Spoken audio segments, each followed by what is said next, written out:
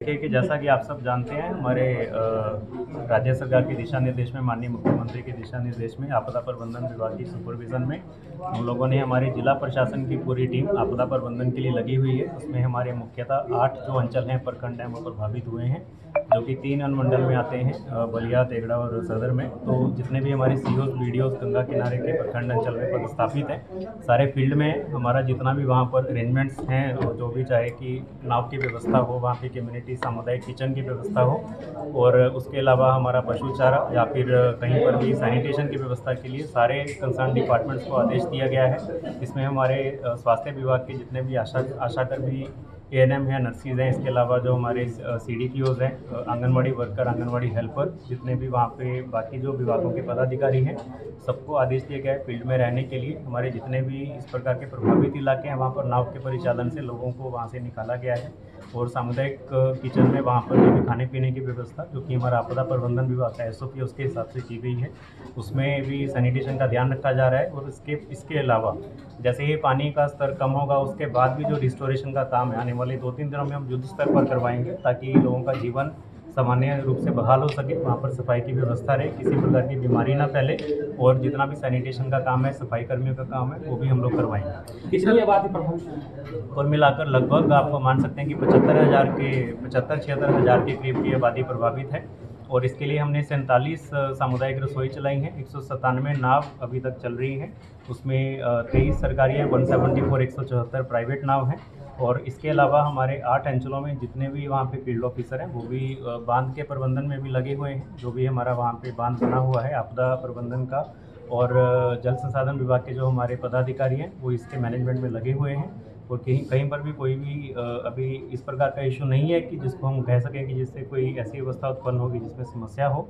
हमारी पूरी टीम इसके पूरी लगातार मॉनिटरिंग कर रही है, निगरानी बनाए रखा है, और कोई भी इशू इसमें नहीं होने देगा। सर, कई जगह बाढ़ पीड़ितों का आरोप है कि सही तरीके से कमेटी किचन में जो भोजन होना चाहिए तक सवाल उठा रहे हैं। और इसके लिए जहाँ पर भी हमको जानकारी मिली है, हमने सारे सीओज को सख्त आदेश दिया है कि उसका जो एसओपी आपदा प्रबंधन विभाग है, उसका पालन करना है।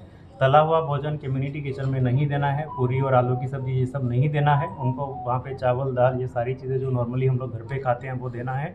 इसके अलावा वहाँ पे पत्तल या प्लास्टिक के बर्तन भी नहीं देने हैं, वहाँ पे स्टील के बर्तन देने हैं। ये सारी चीज़ों के लिए बोला गया है, और जो भी लोगों का डिमांड है, चाहे वो पॉलीथीन शीट्स का हो या बाकी चीज़ों का है, वो भी हम लोग मुहैया करवा रहे हैं। और अगर उनका परिचालन में जिस प्रकार की भी वहाँ पे उनको हेल्प चाहिए, नाव की व्यवस्था करवाना है, वो भी करवा रहे हैं। सर, नाव में जो व्यवस्था की जो बात कर रहे हैं, कुछ बात पीड़ितों का कहना है कि नाव जो चलता है उस पर पैसा लिया जाता है, सही तरीके से नाव की सरकारी व्यवस्था नहीं की गई है। नहीं, ऐसा नहीं है, व्यवस्था की गई है, लेकिन कुछ जगह पर जो है समझाया, उनको भी पता चला है, बछवाड़ा में या शामों में, जैसा कि आप लोग बता रहे हैं, उसमें इमीडिएटली सीओस को बोला गया है कि ऐसा अगर किसी प्रकार से वहाँ पे पैसा लिया जा रहा है लोगों से कि नाव में बैठने के लिए, तो उस पर तुरंत कार्रवाई की जाएगी।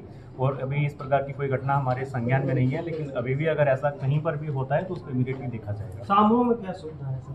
शामों में हमने खुद विजिट किया था, मैंने पर्सनली शामों में मटिहानी में और तेगड़ा में, हमारा बछवाड़ा में विजिट किया है, तीनों प्रखंडों में। शामों में जब हम लोगों का जहाँ पे व्यवस्था था पहले, क्योंकि वहाँ पे कुछ ऊंची जगह थी जो प्रखंड में, क्योंकि आप जानते हैं शामों पूरा कट जाता है और जिला से भी कटा हुआ है, तो लखीसराय होकर ही काफ़ी हमारा वहाँ पे अरेंजमेंट रहता है। तो शामों में जो पहले हमारे स्कूल थे या सामुदायिक भवन थे, वहाँ पर कम्युनिटी किचन की व्यवस्था की गई थी, लेकिन अभी ऐसा सुनने में भी कुछ जगह से आया है कि वहाँ पर भी पानी आ गया है। तो हमने सूर्यगढ़ जो जगह है हमारा शामों में, उसमें जो लखीसराय जिला में पड़ता है, वहाँ पर भी कम्युनिटी किचन की व्यवस्था की गई है। लोगों को नाव से वहाँ भी लेकर जाया जाएगा, कम्युनिटी किचन में रखा जाएगा। इसके अलावा जैसे ही जल स्तर नीचे होता है तो सबको रिस्टोर भी इमीडिएटली किया जाएगा। सर, मेडिकल का किस तरह का सुविधा दिया गया? पशुओं को लेकर हमारे पशुपालन पदाधिकारी को आदेश दिया गया है कि पशु चारा का जो भी डिमांड कहीं से भी आता है तो उसको ध्यान में रखना है, उसको मुहैया करवाना है। हमने अभी तक यही सबको आदेश दिया है कि किसी प्रकार की कैजुअलिटी, चाहे वो मवेशी हैं, चाहे वो ह्यूमन लाइफ का, नहीं होने देना है। कहीं पर भी इस प्रकार की घटना नहीं होनी चाहिए। और अभी तक मवेशियों को लेकर कोई ज़्यादा समस्या नहीं उत्पन्न हुआ है, लेकिन पशु चारा का जहाँ से भी डिमांड आता है हम लोग मुहैया करवाएंगे। मेडिकल के लिए ऑलरेडी हमारे स्वास्थ्य विभाग के जितने पदाधिकारी हैं उनकी तरफ से भी आदेश जारी हुआ है। हमारे जिला में जितने भी आशा वर्कर, आंगनवाड़ी आशा वर्कर जो इस एरिया में हैं, एएनएम्स हैं, नर्सिस हैं, उन सबको भी बोला गया है कि उनको वहाँ पे सारे इलाके में, क्योंकि पानी के बढ़ने से बीमारियों के फैलने का डर रहता है बाद में जब पानी नीचे जाता है, उस पर हम लोग ध्यान रखेंगे, सैनिटेशन का ध्यान रखेंगे, कोई इस प्रकार की समस्या स्वास्थ्य के डॉक्टर्स का आलोक में नहीं आने देंगे। व्यवस्था नहीं, डॉक्टर डॉक्टर्स देखिए अभी तो क्योंकि पानी आ गया है तो वहाँ पे डॉक्टर्स तो वहाँ पे उस एरिया में नहीं वहाँ पे काम कर सकते हैं, लेकिन जो भी जैसे ही पानी नीचे जाता है हम लोग इस पर ध्यान रखेंगे, इसमें किसी प्रकार की समस्या नहीं आएगी।